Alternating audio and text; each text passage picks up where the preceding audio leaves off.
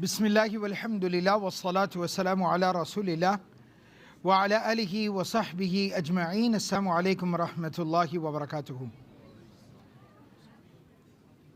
Today, inshallah, we're going to be talking about, or first and foremost, obviously, continuing with our series here in the month of Ramadan on the stories of the prophets from the Quran.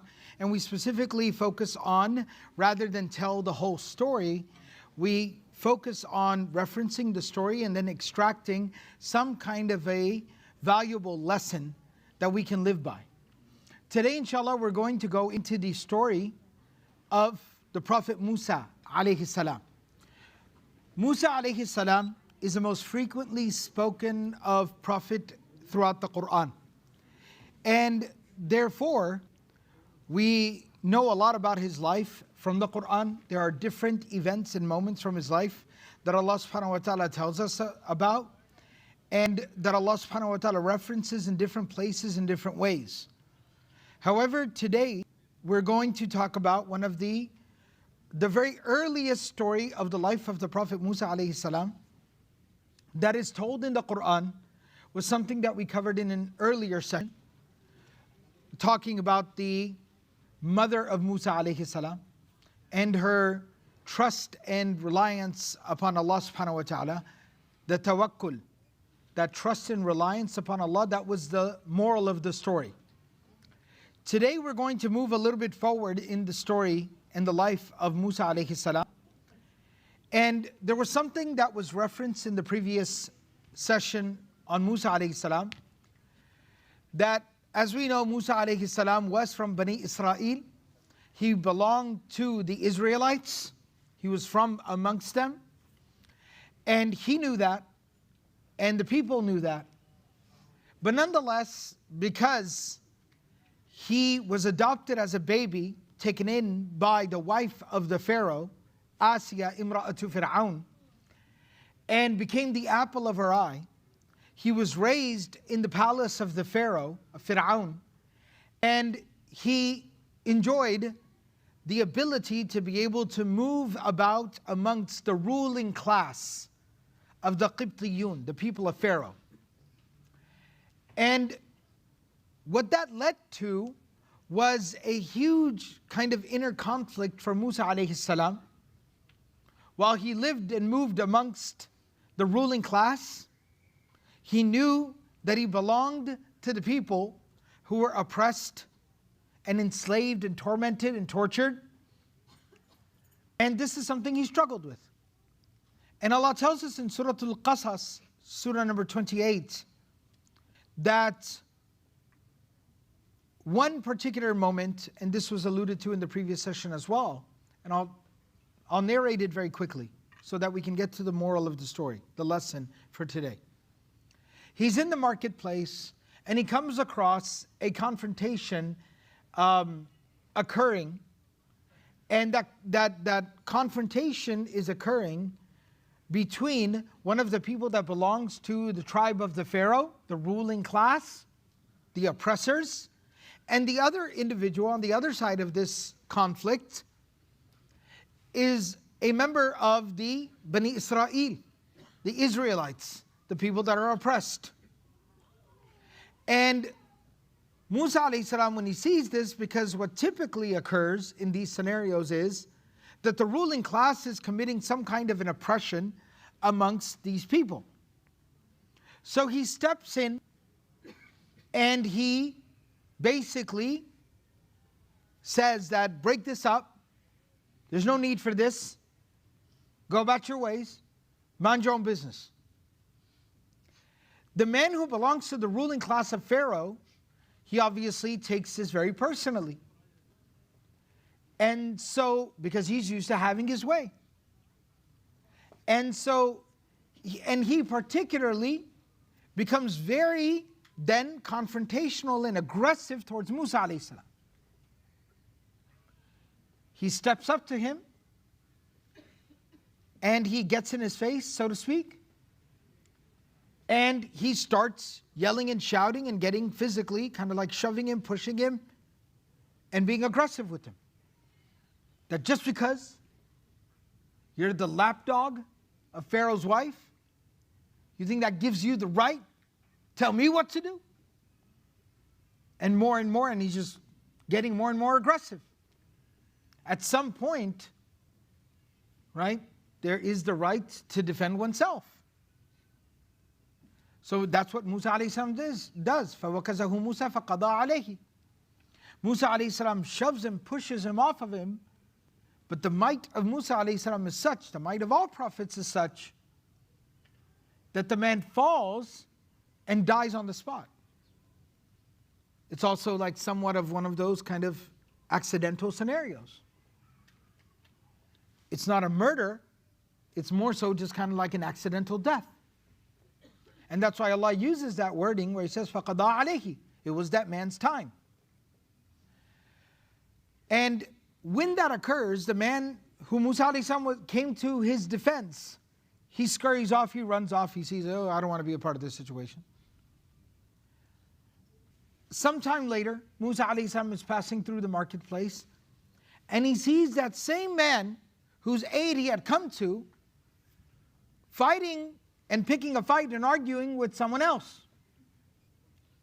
So Musa alayhi salam becomes very frustrated that this terrible thing happened because I thought you were oppressed. So I came to your rescue, and then here I find you picking fights with people. So he goes up to him and he goes, hey, what's your problem? Why are you doing this?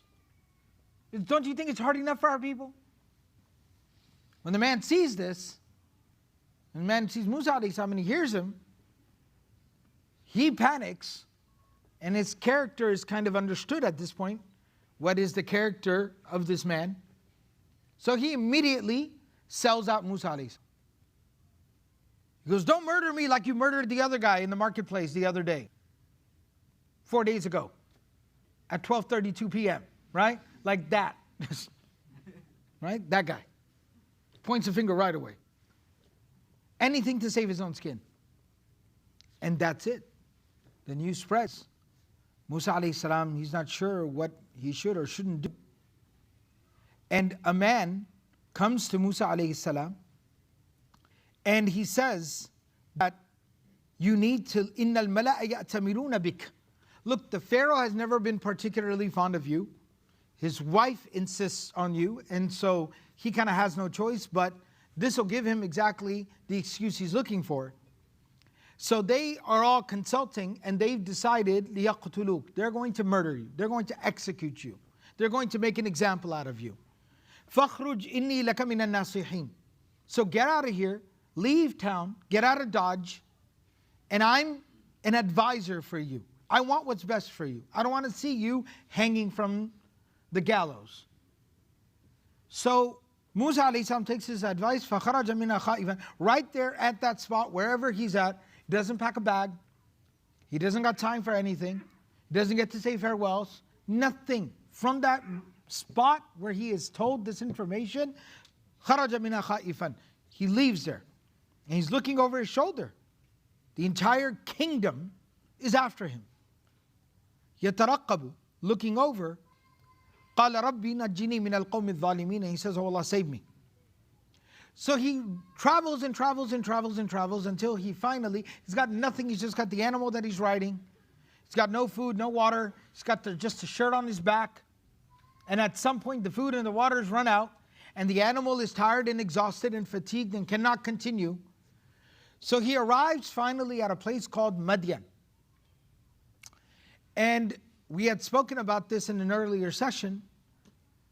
And so when he arrives there, now Madian is a little bit more of a, green and very abundant place in terms of nature. Forests and trees and springs and water and green and all of that. So he arrives there, and he's tired. His animal has basically given up. He hasn't eaten or drinking anything in days. He's been traveling nonstop. He hasn't slept. He's tired. He's exhausted. He's hungry. He's thirsty. He's still fearful that someone's chasing him down. He's still looking over his shoulder. He's got no family. He's got no friends. He's got no supporters. He has nothing but the shirt on his back. That's it. Think about how desperate his situation is.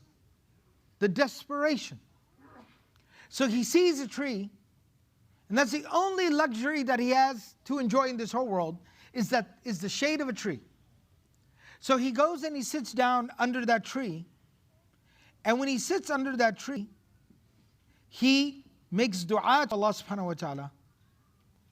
And he says, Rabbi inni lima anzalta ilayya min khayrin faqirun. Think, and I'm going to translate it. He says, "In my Lord, indeed I am desperately in need of whatever it is that you can give me." Think about how desperate a person has to be, to the point where he's not even asking for anything specific. His desperation has gotten to the point where when even making dua to Allah, he's saying, I will take anything at this point. I will take anything. Think of that desperation. And that's the lesson for today, is desperation. What do we do in that moment where we feel truly desperate? Where we have nothing, no one, no recourse, no solutions, no routes, no outs, nothing. That Musa alayhi salam is teaching us, that you turn to Allah. You might not even have the words to make a beautiful, eloquent dua, but you don't need to. You just need to just spread your hands and you just say, Oh Allah, help. That's it. That's all I can get out. But he turns to Allah in his moment of desperation. And what transpires? The surah tells us earlier, as he's sitting there under the shade of the tree, he sees that there are two young ladies.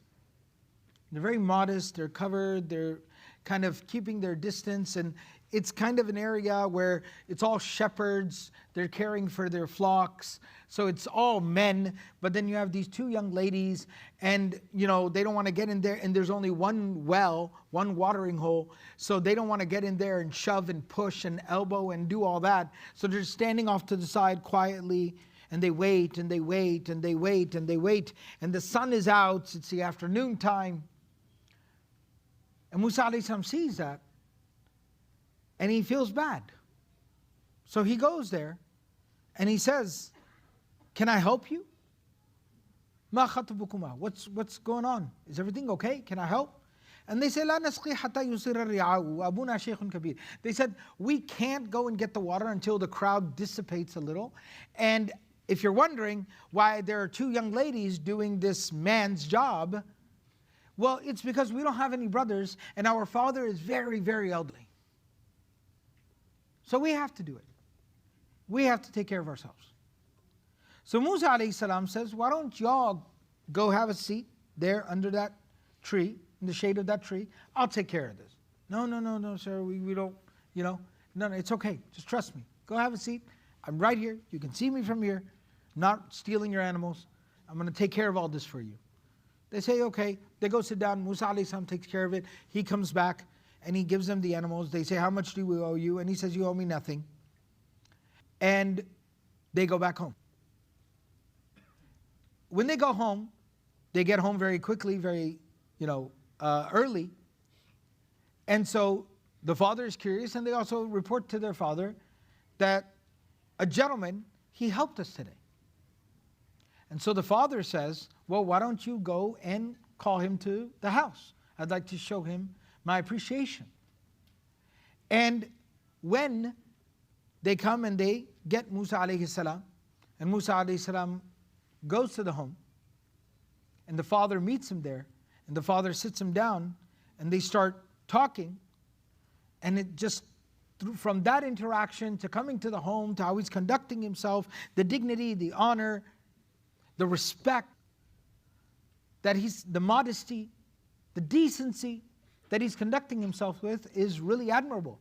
And the father is obviously taken with him. He says, this is a very impressive young man. And the daughters also suggest to the father, hire him. We need a lot of help around here. Why don't you hire him? And the father, he says to Musa alayhi salam, he says, I have a proposal for you. I'd like for you to marry my daughter, and I'd like to give you a job working here on my farm. And Musa alayhi salam accepts the proposal, both of them. Now he's married and he has a job. And the Quran tells us he works there for about 8 to 10 years. And Musa alayhi salam was in that desperate moment where he had nothing but the shade of a tree and the shirt on his back. But he turned to Allah in his desperation, where he didn't even know what to say. And Allah subhanahu wa ta'ala provided him. He had nobody and nothing. And Allah subhanahu wa ta'ala provided him with family. And Allah provided him with a job, a place to live, bread on the table, a roof over his head.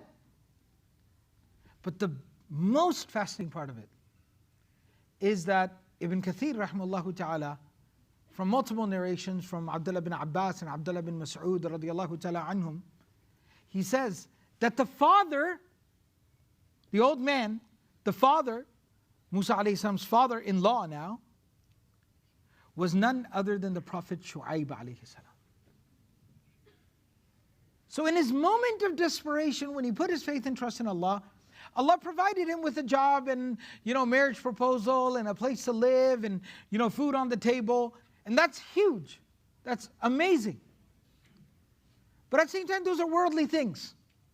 But Allah provided him with the mentorship and the guidance of a prophet and messenger of Allah for a decade. And think about how important that was for who Musa alayhi salam is supposed to become. And that's how Allah subhanahu wa ta'ala takes care of those who turn to Allah when they are desperate. That is how Allah provides. Think about it. Could he have even dreamed this scenario? That I will get to live with and learn from and serve a prophet of Allah. But that's how Allah provides. When you turn to Him in that moment of desperation. And that is the lesson that we learn here and that we study from the story of Musa alayhi salam. And we remind ourselves that may Allah subhanahu wa ta'ala grant us the ability to be able to always turn to Allah subhanahu wa ta'ala in all of our moments. May Allah subhanahu wa ta'ala protect us from difficulty. But if difficulty knocks our door, may Allah subhanahu wa ta'ala allow us to remember to turn to Him and only Him in our most desperate moments. Ameen ya Rabbil Alameen. There was one more thing I intended to mention, I forgot. Abdullah bin Mas'ud radiyallahu ta'ala anhu, this is quoted by Ibn Kathir rahimahullah ta'ala. Abdullah bin Mas'ud radiyallahu ta'ala anhu says that after reading this in the Quran and hearing the story from the Prophet sallallahu alaihi wasallam, later in my life I traveled to Madian and I went on a search for the tree under which Musa alayhi salam sat and made this dua. And he said, I found that tree. The locals told me this is the tree. And he said, when I went there, that tree was huge and it was so green. Even the trunk of the tree, there were flowers and things sprouting and growing from even the trunk of the tree. And I could feel and sense and see that the blessing of Allah had descended at this place. May Allah subhanahu wa ta'ala make our lives like that as well. Ameen ya Rabbil Alameen. Subhanallahi wa bihamdihi, subhanakallah wa bihamdik. Nashhadu an la ilaha illa anta, nastaghfiruka wa natubu ilayk. Jazakumullah khairan.